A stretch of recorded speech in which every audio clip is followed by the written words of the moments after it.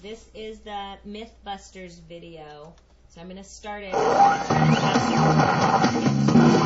On this episode of Mythbusters, let's do some science.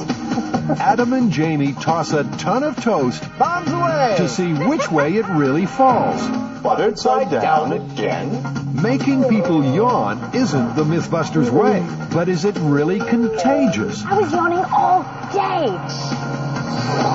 And it's David against Goliath as a toy car goes head-to-head with the real thing. The anticipation is killing me. Who are the Mythbusters? Am I missing an eyebrow? Adam Savage. I reject your reality and substitute my own. And Jamie Heineman. Quack, damn you. I wouldn't say Jamie's an evil genius. Between them, more than 30 years special effects experience. When will the fun ever stop? They don't just tell the myths, they put them to the test.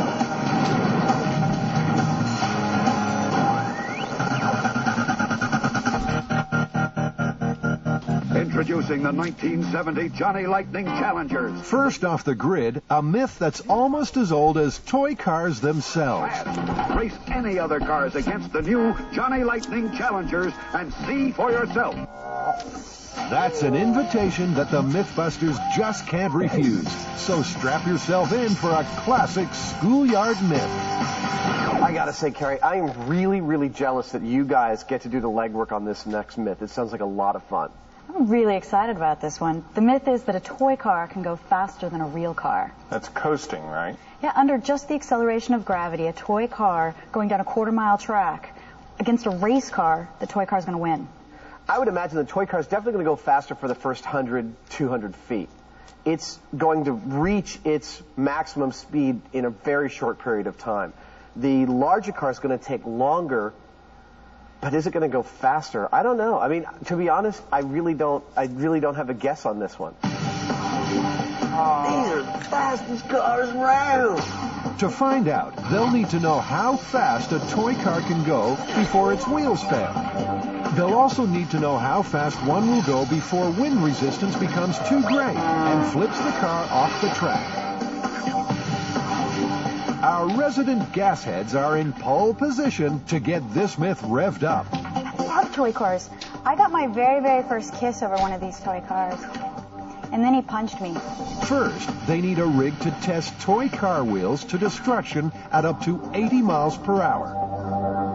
What we're going to do is put the wheels for the actual car on the belt sander and run it at that speed to see how fast we can go before the wheels break.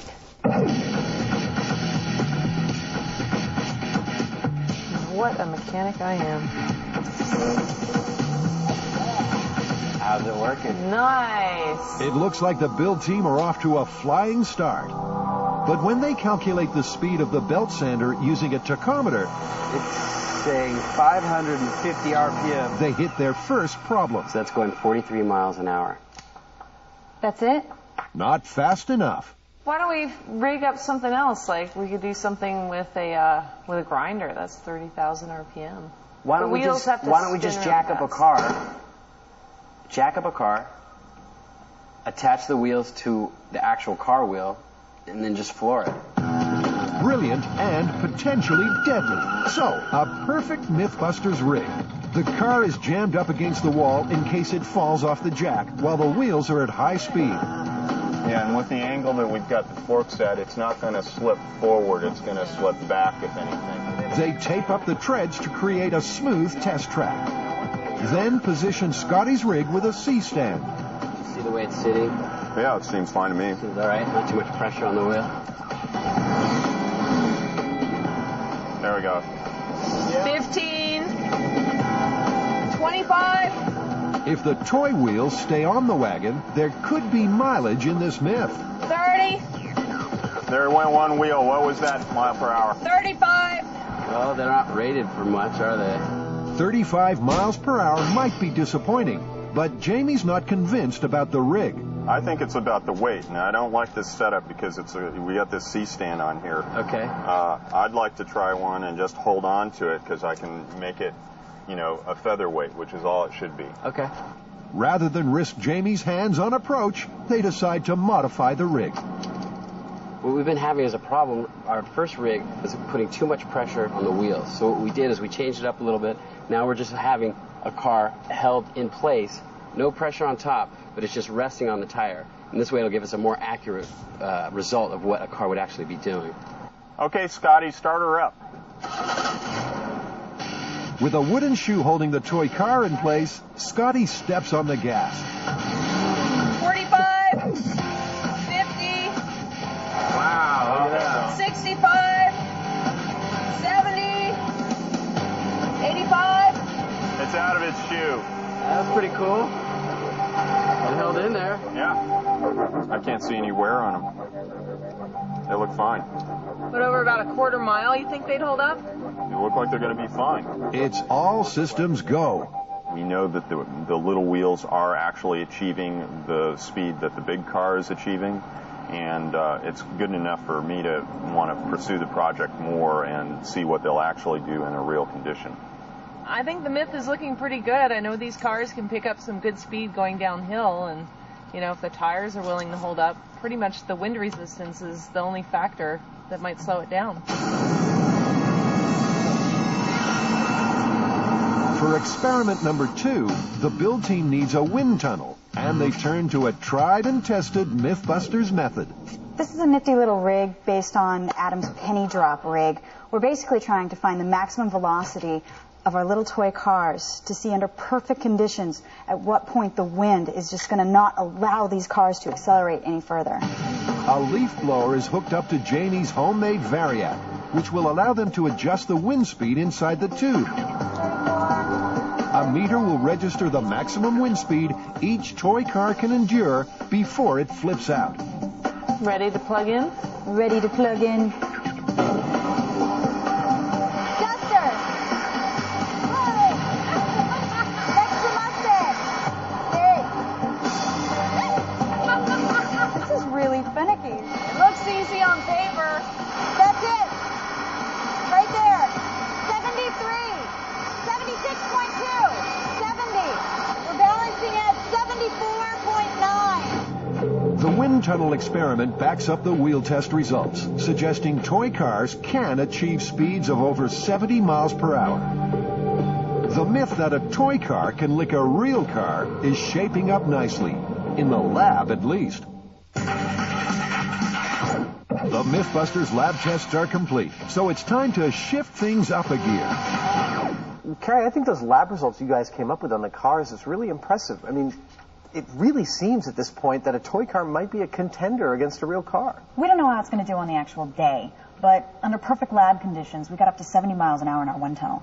Well, they do seem like they go pretty fast, but I think we can do better.